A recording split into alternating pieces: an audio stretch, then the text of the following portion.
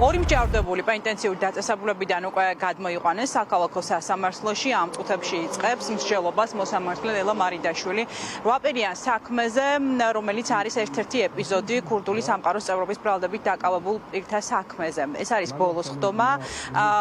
ადვოკატები თავის მხრივ ბუნებრივია შუამდგომლობენ გირაოს სანაცვლოდ მათი დასათავი პირების გათავისუფლებაზე. თავად პროკურატურა საბრალდებო უწყება, რომელიც უმძიმეს ბრალს უყენებს დაკავებულებს. შუამდგომლობს, რომ ყველა დაკავებული გაუშვან ციხეში. გუშინ იყო ერთადერთი გამონაკლისი ღამის 2 საათზე, როდესაც პროკურატურა მის შუამდგომლვა ერთი დაკავებული ქალის თავისუფლებაზე გირაოს სანაცვლოდ. ეს არის ქალბატონი 60 წლამდე მევახშე მზია დანელია, რომელმაც თანხის ამოღების მიზნით მას მოვალე არ უბრუნებდა პროცენტიან ვალს. შესაბამისად, მან გადაწყვიტა, რომ ნაცნობ კრიმინალური ავტორიტეტებისთვის მიემართა თანხის ამოღების მიზნით და მათ დააპირდა, რომ გარკვეული რაოდენობის თანხას მათაც შაურიცხავდა, თუ კი დაეხმარებოდნენ ამ პრობლემის გადაჭრაში. ეს იყო სწორედ ბრალდების მთავარი ნაწილი. მზია დანელიამ, როგორც პროკურორი აცხადებს, სრულად ითანამშრომლა გამოძიებასთან და ის არის მთავარი ფიგურანტი ამ საქმის, რომელმაც გაიყვანა გამოძიება რეალური დამნაშავეების კვალზე. მან ამხილა რამდენიმე კრიმინალური ავტორიტეტი, მათ შორის ეგრეთ წოდებული კანონიერი ქურდი. სწორედ ამიტომ გადაწყვიტა საგამოძიებო უწყებამ, რომ მასთან მისთვის გირაოს სანაცვლოდ თავისუფლება მოეთხოვა სასამართლო პროცესზე. მას შემდეგ, რაც გადაიხდიან ოჯახის წევრები 10,000 ლარს, მზია დანელია დატოვებს საპატიმროს. რაც შეეხება დღევანდელ დაკავებულებს, მათ უმრავლესობას გამოძიება ედავება ქურდული სამყაროს წევრებისთვის მიმართვას, ნაწილს კი მხარდაჭერას, თუმცა ყველას პატიმრობას მოითხოვს დღეს სასამართლო პროცესზე პროკურორი.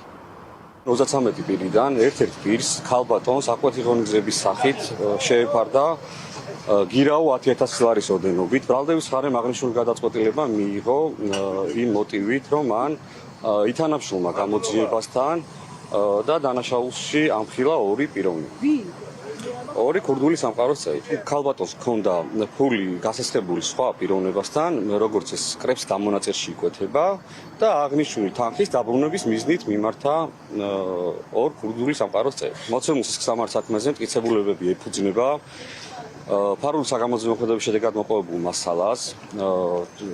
სასამართლომ ბრალდების მხარეს განუსაზღვრა გონიული დრო გამოძიების ჩასატარებლად გამოძიება გრძელდება და ჩატარდება ყოველდღიური და ობიექტური გამოძიება. პროკურატურის პოზიცია იყო, რომ ერთი ბრალდებულის გარდა ყველას მიმართ გამოყენებული ყოფილიყო ამ ეტაპზე პატიმრობა. ერთ-ერთი მხოლოდ ქალბატონის მიმართ ჰქონდათ განსხვავებული პოზიცია პროკურატურას.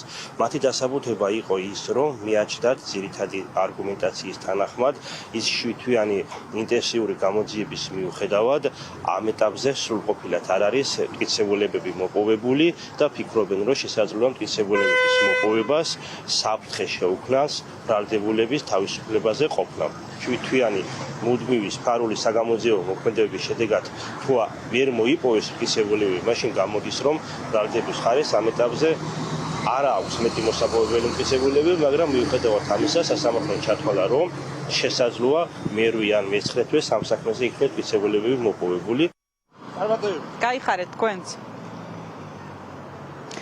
23 პირს საგამოძიებო უწყება პასუხისგებაში 23 პირი 2 დღის წინ მისცა, ყველა მათგანს ქურდულ სამყაროსთან კავშირს ეიდავება საგამოძიებო უწყება, ნაწილს ეგრეთ წოდებულ კრიმინალურ ავტორიტეტებთან მიმართვას, ნაწილს მხარდაჭერას, ნაწილს კი უშუალოდ წევრობას. ამ საქმის მთავარი ფიგურანტია ერთ-ერთი ეგრეთ წოდებული კანონიერი ქურდი, რომელიც საზღვარგარეთ იმყოფება და მან სავარაუდოდ უკვე შეიტყო იმის შესახებ, რომ წუხელგვიან ღამით სასამართლომ ის დაუსწრებლად გაუშვა პატიმრობაში. ეს არის ზედმეტსახელად ხონსკი, ეგრეთ წოდებული კანონიერი ქურდი, მისი ადვოკატი აპელირებდა სასამართლო პროცესზე იმასთან დაკავშირებით, რომ კრიმინალურმა ავტორიტეტმა არ იცოდა იმის შესახებ, რომ საქართველოში მის სამშობლოში მის წინააღმდეგ დევნა იყო დაწყებული. 12 წლამდე პატიმრობა ემუქრება წარდგენილი მუხლების შესაბამისად, მაქსიმუმ ყველა დაკავებულს ნაწილი მათგანი უკვე საპატიმრო დაწესებულებაშია განთავსებული.